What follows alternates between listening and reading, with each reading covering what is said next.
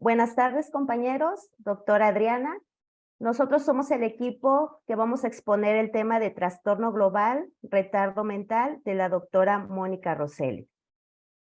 Bueno, este equipo está integrado por la hermana Socorro García, la compañera Erisbeth García y una servidora, Eunice Fonseca López. Bueno, primeramente, el tema de retardo mental, a lo largo de algunos años, los especialistas lo han considerado este concepto como una connotación peyorativa.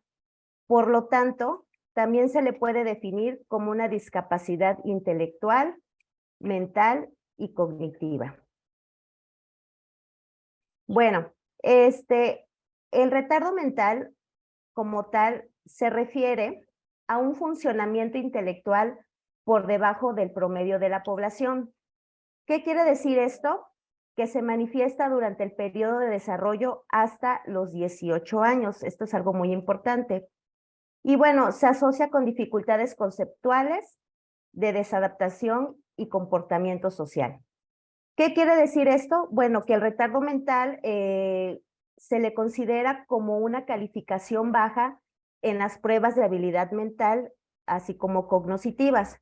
¿Esto en qué áreas? En las áreas escolares, en las áreas laborales, en las áreas de recreación, en las habilidades comunes, cotidianas y sociales de cada individuo. Bueno, se considera ciertos criterios para el diagnóstico del retardo mental. Bueno, primeramente, debe tener un coeficiente intelectual inferior a los 70 puntos. En esta característica del coeficiente intelectual, bueno, se mide mediante una prueba intelectual, como la misma palabra lo dice, o cognitiva. Aquí se desarrollan ciertas pautas para este examen y el puntaje te determina ese tipo de diagnóstico. Si es inferior a 70 puntos, ya se le considera retardo o como también discapacidad intelectual. Bueno, también el otro diagnóstico son los problemas del funcionamiento adaptativo, que en la cuestión de adaptarse a las cuestiones cotidianas, sí representa un mayor, área de oportunidad y no se desarrolla de la manera que comúnmente nosotros estamos acostumbrados a desarrollarlos. Otro criterio del diagnóstico es que se presenta antes de los 18 años. Esto es algo muy importante porque si llega a diagnosticar o se llega a presentar estas características o diagnóstico después de los 18 años, ya no se le considera retardo mental, sino se le denomina demencia y obedece a un desorden adquirido y no del desarrollo. Bueno, aquí el retardo mental no es una enfermedad, es un trastorno cognitivo de comportamiento de múltiple etiología, metabólica, infecciosa, traumática, cromosoma e incluso cultural. Aquí existen dos tipos de rasgos. El asintomático, en donde nos dice que viene de factores de tipo hereditario y ambiental, de hijos de padre con baja inteligencia.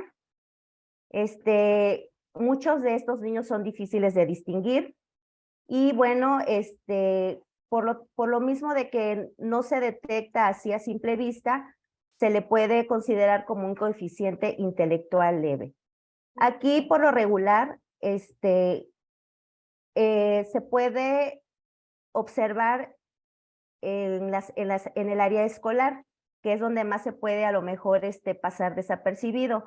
Cuando el alumno tiene a lo mejor presenta un pequeño rezago o el alumno a veces consideramos el docente de que va atrasado, a veces lo vemos como que bueno, no está no se está alineando con sus demás compañeritos, pero en realidad lo que está presentando es una característica sintomática y bueno, ahí es preciso realizar pues lo que es la prueba cognitiva.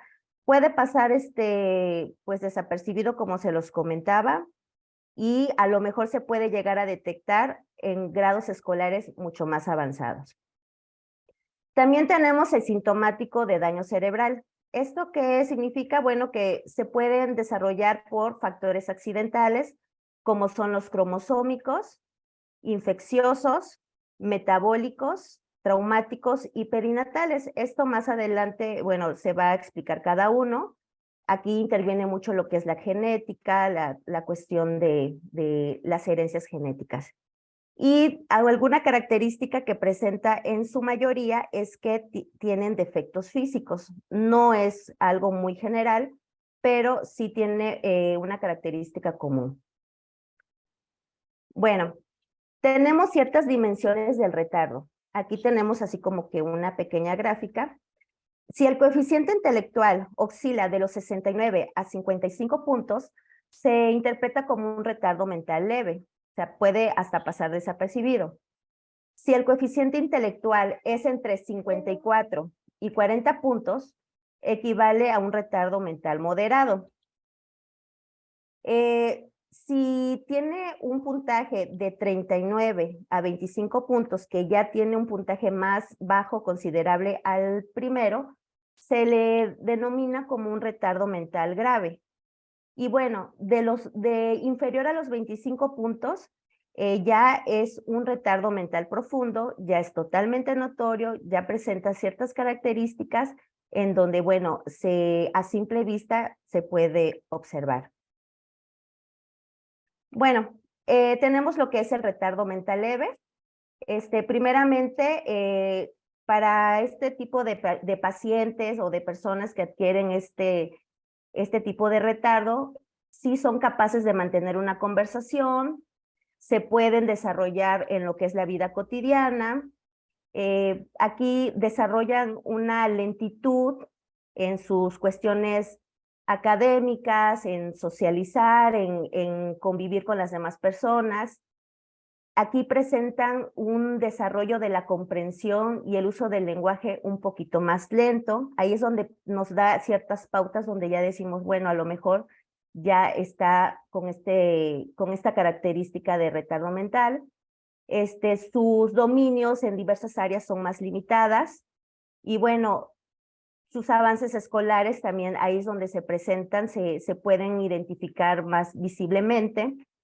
Su proceso de lectura y escritura, cálculo mental, se presenta también de manera lenta, pero, vuelvo a reiterar, puede pasar desapercibido. Tienen un poquito de dificultad en el cuidado personal. Y bueno, aquí ya les había comentado que el puntaje es de los 50 a los 70 puntos. Se le considera educable, ¿por qué?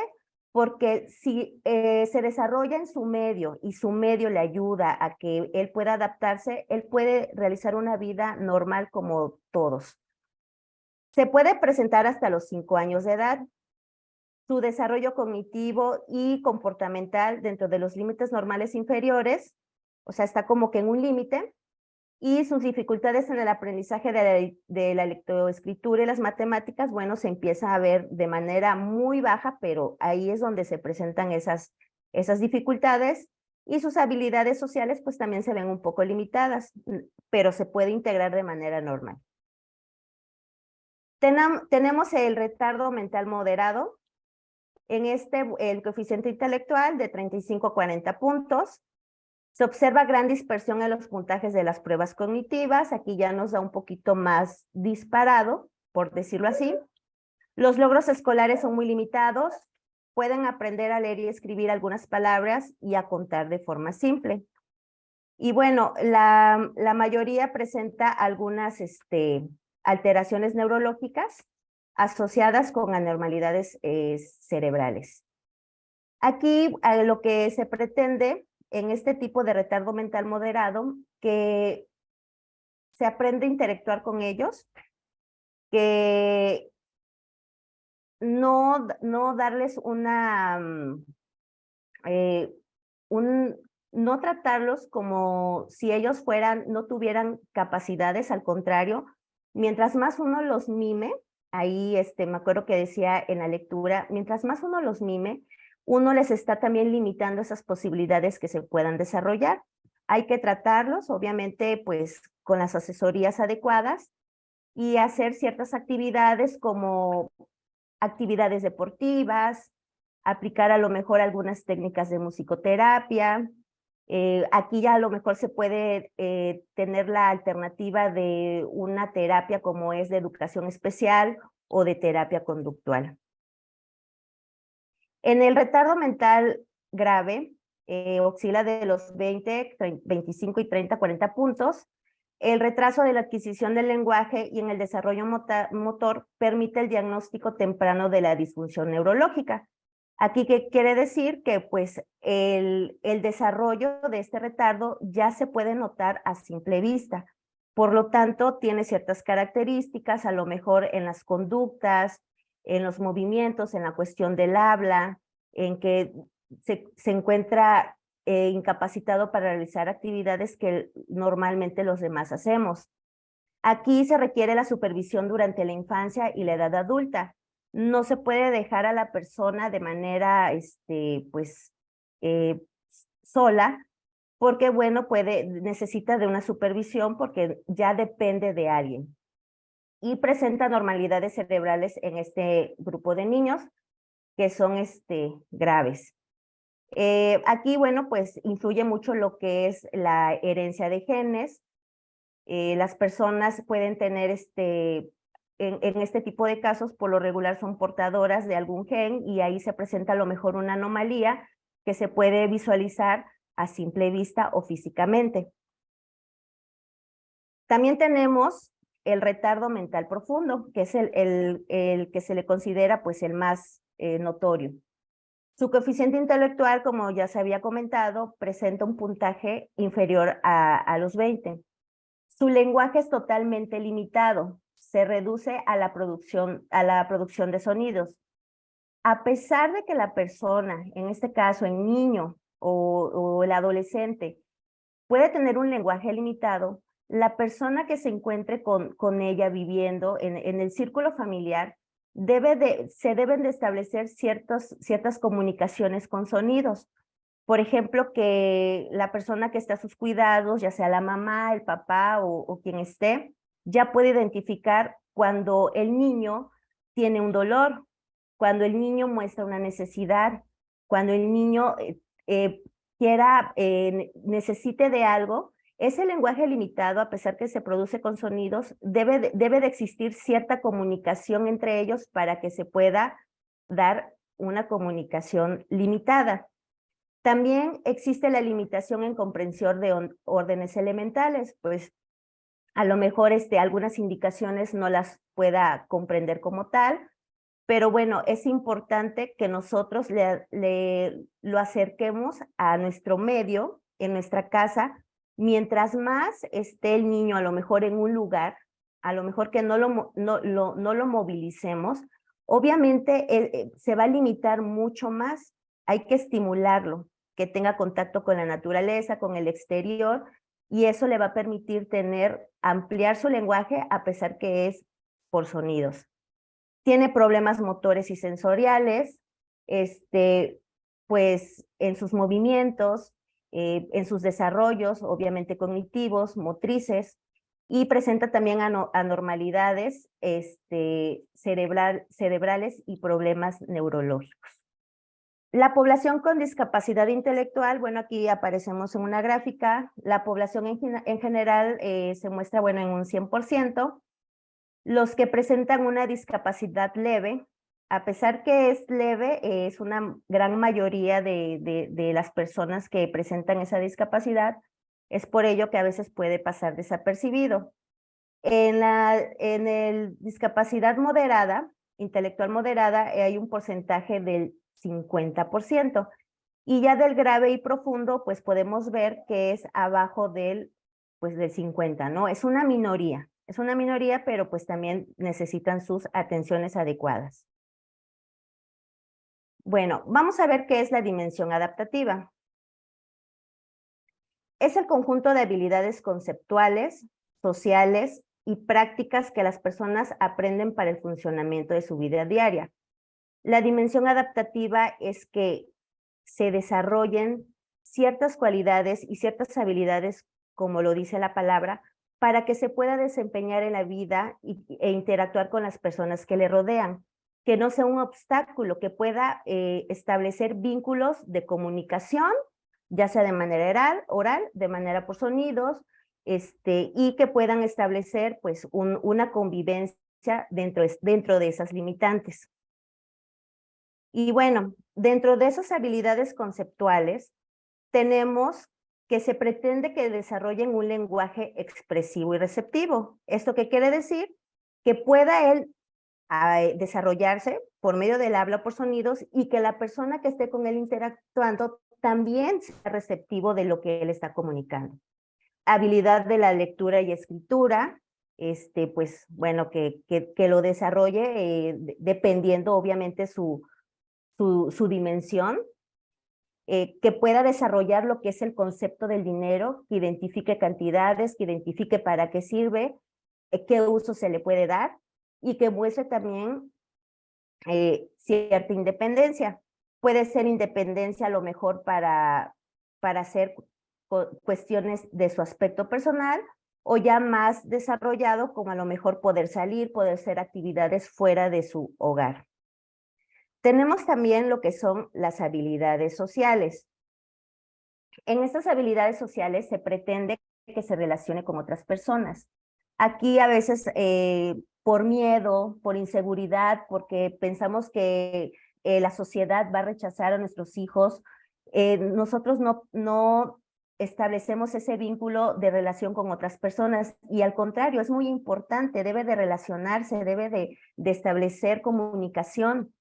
Y eso le permite a la persona que pues también se desarrolle más sus potencialidades y pueda pues convivir mucho mejor. También que tenga el sentido de responsabilidad. De acuerdo a su dimensión, ellos van a ir adquiriendo ciertas responsabilidades.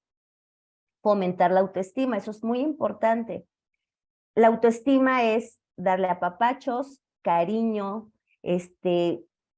darle el sentido de valor, de aceptación, y eso es un trabajo que es muy importante que se trabaje con las personas que le rodean. También las habilidades sociales en ellos desarrollan inocencia. Nosotros pues a veces pues ya sabemos ciertas cuestiones que tal vez sobrepasan lo normal o lo que es sano, por decirlo así. Ellos no ven esa parte, ellos se desarrollan y tienen ese sentido de inocencia. Por lo tanto, también hay que tener cuidado en su núcleo o en su contexto, de qué manera puede llegar a afectar o influenciarlo de manera negativa. Bueno, también seguir reglas. Pues sabemos que en todo momento nosotros como sociedad, como personas, debemos seguir ciertas reglas para una convivencia mejor. En el caso de del retardo mental, se establece también un seguimiento de reglas. Tenemos lo que son las habilidades prácticas. Estas son las habilidades que se pretenden que desarrollen de manera cotidiana, como son el autocuidado, que puedan comer, que puedan agarrar sus propios utensilios de comida. En algunos casos, que no sea tan severo el retardo mental, que sepan cocinar, que puedan vestirse, que tengan el control de esfínteres, de ir al baño, de controlar sus necesidades fisiológicas. También desarrollar habilidades instrumentales como cocinar, tomar medicamentos, saber pues el uso o para qué se utiliza esos medicamentos, el uso del teléfono, saber utilizar un transporte y manejo del dinero. Y también, por lo tanto, la seguridad, prevenir accidentes y pedir ayuda, ¿no? Entonces, todas estas habilidades prácticas, pues le permiten que en alguna situación que se encuentre y que a lo mejor en su momento no hay alguien que lo auxilie, él pueda saber qué tipo de habilidad va a desarrollar y pueda, pues, obviamente, autoprotegerse. Tenemos lo que son los factores etiológicos del retardo mental. Aquí podemos ver, tenemos los genes recesivos automáticos. Bueno, pues estos son lo que ya les había comentado hace unos momentos. Son cuestiones que se heredan por las cuestiones genéticas. De esto se deriva también las anormalidades multigenéticas de expresión variables, pues a lo mejor algún síndrome, lo que son también las aberraciones cromosómicas, y pues bueno, estos son algunas cuestiones del factor genético. También tenemos los adquiridos. En los adquiridos tenemos los prenatales. En los prenatales es antes del embarazo, se asocia, o durante el embarazo, perdón, se asocia cuando a lo mejor la madre no tiene los cuidados necesarios, como por ejemplo pueden derivarse problemas de salud, problemas de nutrición, problemas de consumo de tabaco, drogas, alcohol, puede presentarse en cuestiones médicas como la preeclampsia, o también por cuestiones de la edad, ¿sí? Cuando se embarazan a muy temprana edad. Tenemos también el perinatal. El perinatal se da después del parto hasta, bueno, manejaba hasta las 48 horas posteriores del nacimiento. Y aquí el retardo se puede desarrollar por un nacimiento prematuro, cuando el bebé nace con ausencia de oxígeno, que se le considera hipoxia, y bueno, o también alguna caída, que a lo mejor un mal movimiento del parto, o que haya tenido un accidente, bueno, puede tener una caída y puede repercutir a nivel neuronal. Y tenemos los postnatales, que ya son cuando ya están fuera pues, del vientre, ya ahí pues pueden ser adquiridos por medio del medio ambiente, a lo mejor por una meningitis bacteriana, se puede también adquirir por un traumatismo cráneoencefálico, una caída, un golpe fuerte en la cabeza. También se menciona que por maltrato, cuando das mucho maltrato verbal, mucho maltrato de golpes, se merma esa cuestión de su desarrollo cognitivo, emocional, y pues se va desarrollando este retardo.